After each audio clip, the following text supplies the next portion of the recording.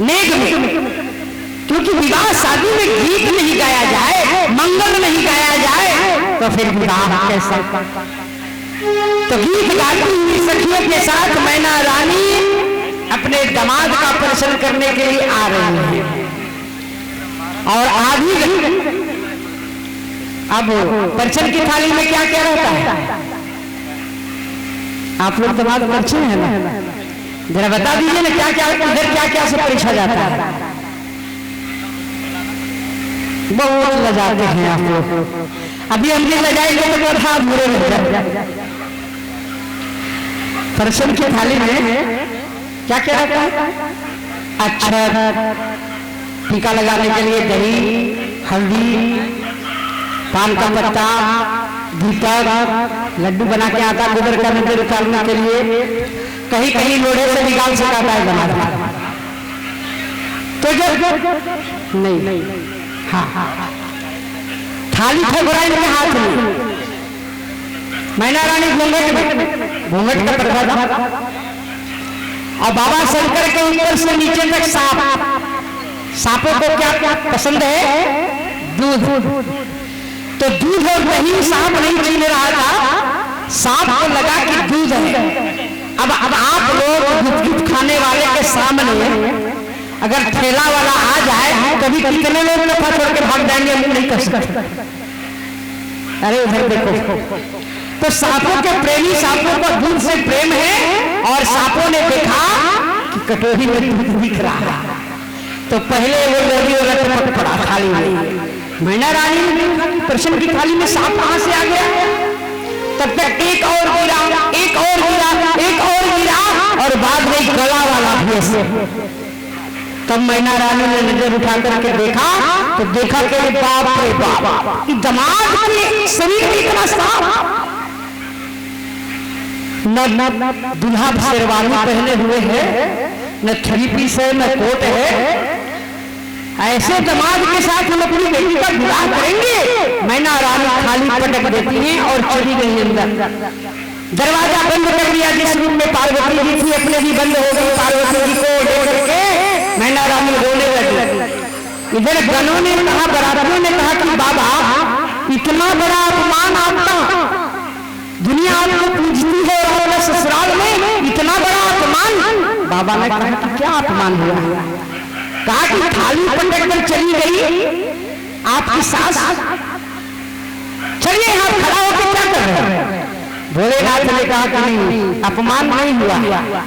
विवाह जब होता है तो दो प्रकार का नेकचार होता है। एक वैदिक जो विवाह की पद्धति में लिखी गई और एक लौकिक हमारे घर का जो व्यवहार होता है, चाल चलन कुछ को होता है। ताकि इनके यहाँ कभी बहुत समय पहले विवाह के परिचय में कुछ अमंगल हुआ होगा, तब से इनके यहाँ एक प्रथा बना होगा कि थाली पटक दिया जाए। पहला था ये थाली पटक के जरूर गई है, लेकिन देखना थोड़े देर के बाद में परिचय करने के लिए माता जी जरूर आएंगे।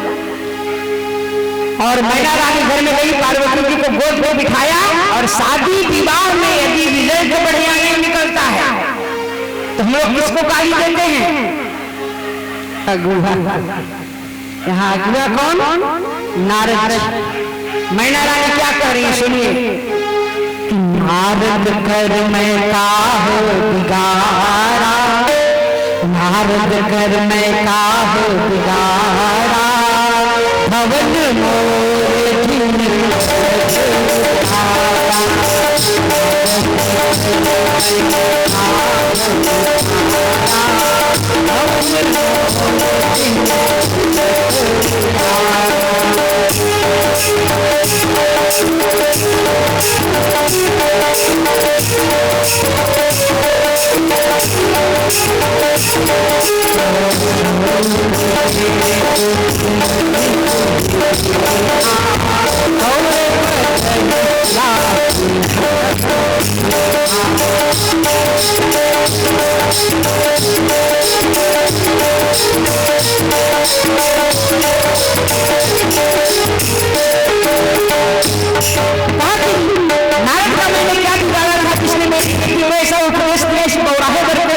कठिन तपस्या करवा दी, पर नारद को क्या है, ना अपना घर है, ना द्वार है, ना अपना संतान है, तो क्या जानेगा कि संतान का मोह क्या होता है। कि पर घर घालक लाज न भीरा बांझ की दास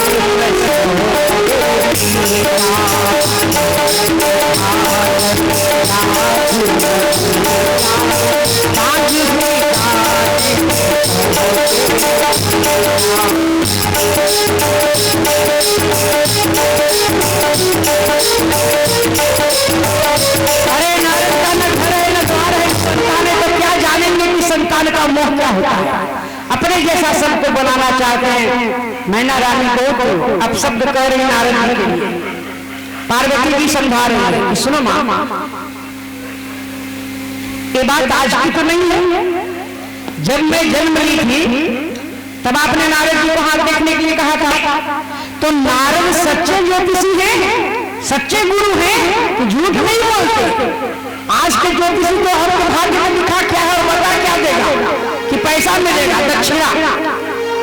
आप का कुंडली कुछ और रह रहा है, पर आपको खुश करने के लिए कुछ और बता देगा।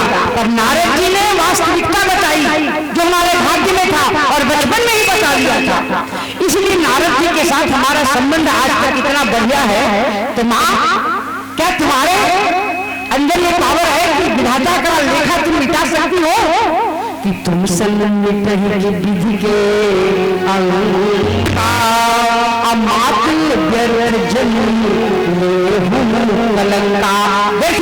का टीका मत लगाओ।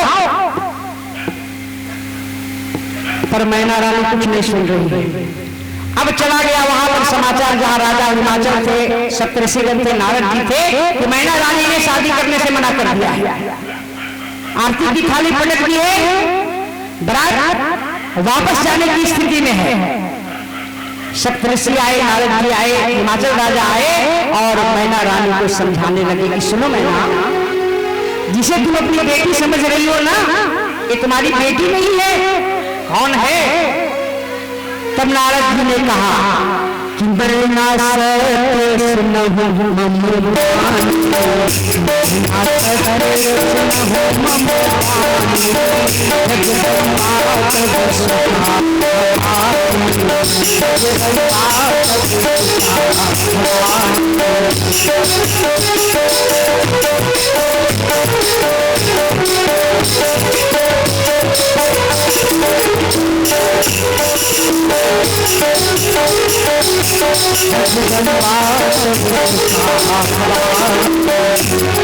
तुम्हारी पुत्री जगदम्बी जगदम्बा है। जब जब इसका जन्म हुआ शंकर का ही व्रत इसने किया है, इसलिए परित्याग करो। शंकर के बाहरी देश को मत देखो।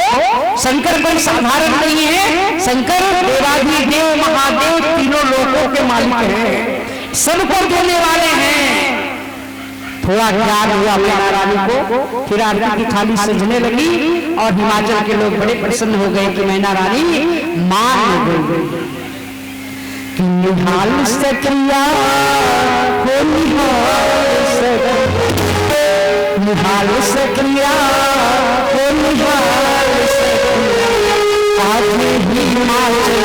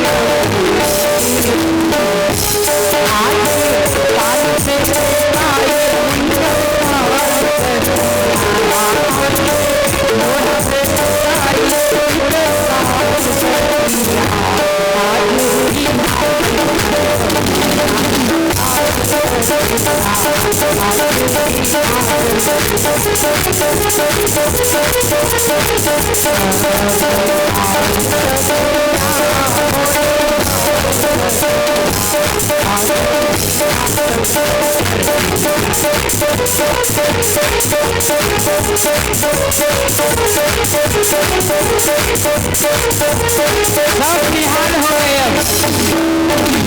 अब परीक्षण करने के लिए मैंने रानी आ गया।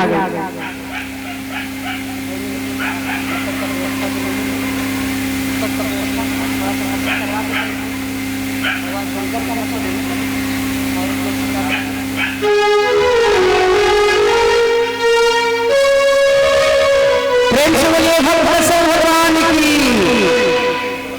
विवाह में इतना शांति। प्रेम से बोलिए शंकर भगवान की। हरिओम। देखिए शंकर भगवान एक ऐसे देवता है।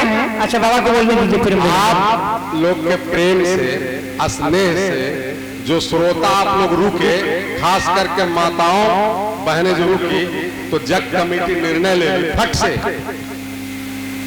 से अभी तुरंत डिसीजन हुई कि बाबा इनको एक दिन और रोक दिया जाए। और तुरंत दीदी जी थोड़ा सा पुर्जा बढ़ाए और तुरंत अपने मुख से अनाउंस कर दी कल भी ये रुकेंगे, है ना।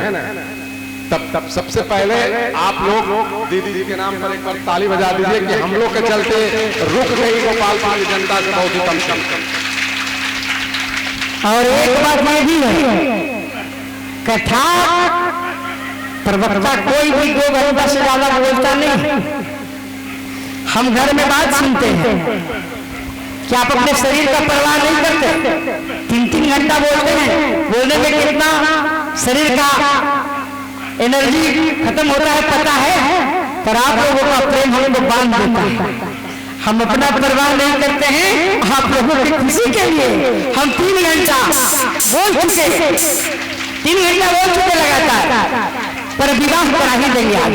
मुश्किल से आप लोग घर से 15-20 मिनट और कथा सुन लीजिए। 15-20 मिनट में समय हो चुका, हम लोग भी जान रहे हैं, लेकिन 15-20 मिनट और सुन लीजिए। शिव विवाह सुन लेने से एक बात है, दीदी जी तो बहुत अच्छा जानती हैं और कथा भी है। शिव विवाह सुनने से, सिर्फ मात्र सुनने से सबसे पहले तो मंगल दोष का नाश होता है। जिनके घर में बाल बच्चे, किन्हीं का शादी ब्याह, कन्या का या कोई भी बर्बाद का दोष है, तो सिर्फ शिव विवाह की कथा सुन लेने से दूल्हे को अच्छा, दुल्हन और लड़कियों को अच्छा वर की प्राप्ति होती है। तो बोले शिव पार्वती की जय। इसलिए शिव विवाह का आनंद आप लोग लीजिए।